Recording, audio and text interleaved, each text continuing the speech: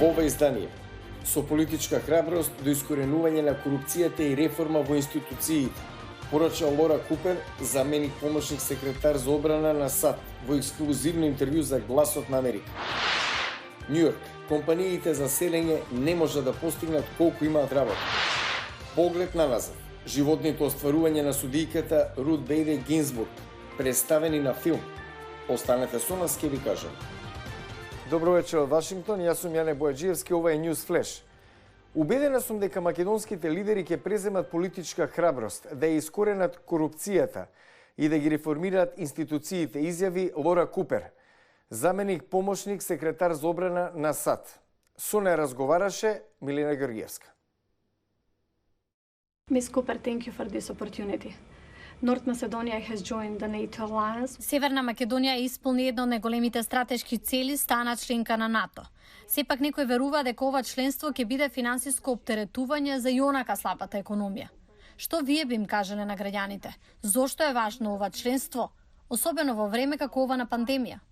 I would say that the first and most important thing to keep in mind when it comes to prosperity is stability. Прво и најважно нешто што треба да се земе предвид кога е во прашање просперитет е стабилноста. Со членството во НАТО доаѓа зголемена стабилност, не само за Северна Македонија, туку и за регионот. Луѓето во Северна Македонија, кои направија избор нивната суверена нација да тргне по овој пат, се одлучија за стабилност и просперитет. How else should this membership? Очекувате ли брзи промени во државата на економски план од членството на Северна Македонија во НАТО? Absolutely. When you think about foreign investors, Апсолутно. Кога се работи за странски инвеститори, тие сакаат да инвестираат во места кои се стабилни и безбедни. Овие работи не одат една без друга. Мислам дека она што ќе го видиме во наредните години е зголемен просперитет за Северна Македонија и за регионот во целина. for the region as a whole. Would you be able to comment on Како гледате на реформите на државата за влез во ЕУ и најавите на Бугарија за можна блокада? North Macedonia has had a remarkable ability Северна Македонија покажа дека може да изгради цврсти односи со соседите и да стои цврсто пред надворешните сили, чија цел е подолба. Еден од најголемите предизвици за секој политичар е да направи реформи и да се справи со корупцијата, но морам да кажам дека лидерите на Северна Македонија, како и лидерите на Атина, презедоа огромни чекори и има политичка храброст да го потпишат преспанскиот договор. Тоа ме охрабрува дека овие лидери ќе најдат политичка храброст и да преземат практични мерки за да ја исчистат корупцијата и да ги реформираат институциите. in their institutions. Ms. Cooper, North Macedonia is an open field for fake news. Северна Македонија е држава во која добро поминуваат лажни вести и одвнатре и однадвор. Според ваше мислење, што треба да направи новата влада за да се справи со овој проблем? The new government of North Macedonia to do. Well, if I may, I'd like to go back to 2018 because when I visited North Macedonia with Secretary of Defense Mattis, Ако ми дозволите, би сакала да се навратам на 2018 година, кога ја посетив Северна Македонија со секретарот за одбрана Матис.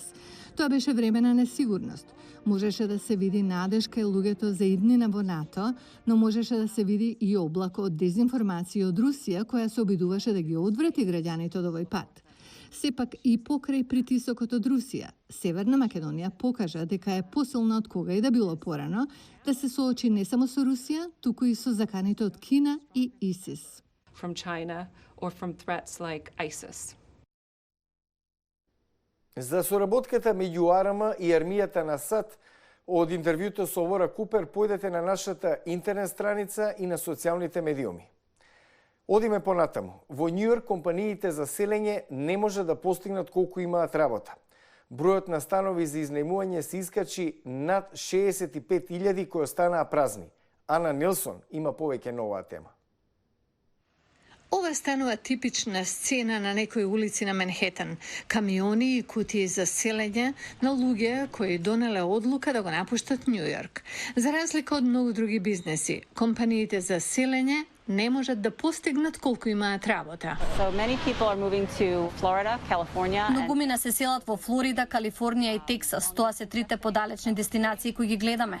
Има и локални преселби, релативно локални, кој Њу Џерси и Лонг Ајленд, надвор од градот во приградските населби.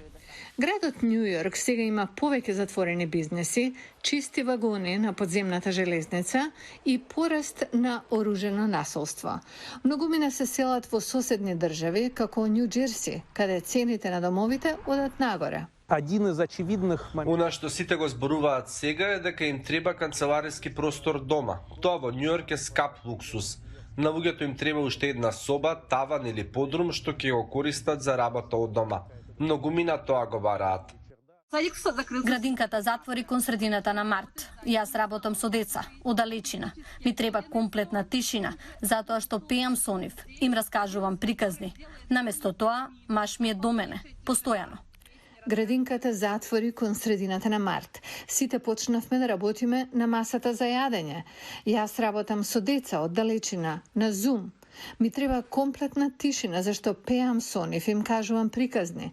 Наместо тоа, маж ми е до мене, постојано на телефон. Помислата дека може да поминеме уште една година затворени не изгледаше како лудило. Затоа подобро е да бараме начин да дојдеме во Њујорк, на работа секој ден, отколку да поминеме уште една година затворени во мал стан. Помислата дека може да поминеме уште една година затворени не изгледаше како лудило. Затоа подобро е да бараме начин да дојдеме до Њујорк на работа секој ден, отколку да поминеме уште една година затворени во мал стан без балкон. За крај на Newsflash, за предизвиците на либералната судијка Рут Гинзбург, раскажани за големото платно. Погледнете. Welcome to Harvard Law School. Филмот се занимава и со нејзиниот приватен живот, како мајка и сопруга. Во еден момент таа се грижи за сопругот додека се опоравува од операција на рак. Во исто време оди на своите и на неговите часови на Харвард. Даниел Стиплмен е автор на сценариото и внук на судијката. За Гласот на Америка тој кажа дека на овој начин сакал да го сподели своето од прва рака искуство со Рут Гинзбург и да зборува за нејзиното партнерство на еднакви со нејзиниот сопруг, почитуван даночен адвокат Мартин Гинзбург. Мојата сопруга и јас секогаш се угледувавме на тетка ми Рут и тетин ми Марти како модели за тоа како треба да изгледа брак. Тие ги делеа сите обврски околу децата и куќата. Актерот Арми Хамер го интерпретира Мартин Гинзбург. Мислам дека е одлично жените да видат филм за жена која го променила светот без да употребува суперсила. Фелисити Джонс ја игра судијката Гинзбург. Многу бев нервозна. Голема работа е да се поистоветите со неа и верно да ја прикажете нејзината приказна. All I ask of our brethren is that they take their feet off our necks. Документарецот RBG пак е хроника на животот на судијката од раѓање во еврејско семејство во Бруклин, во Њујорк, до борбите за еднаквост на половите пред Врховниот суд. Така била номинирана за највисокиот суд од страна на председателот Бил Клинтон во 1993 година, а потоа прераснала во икона на поп-културата, откако во публикации и веб страници била наречена озлогласената RBG.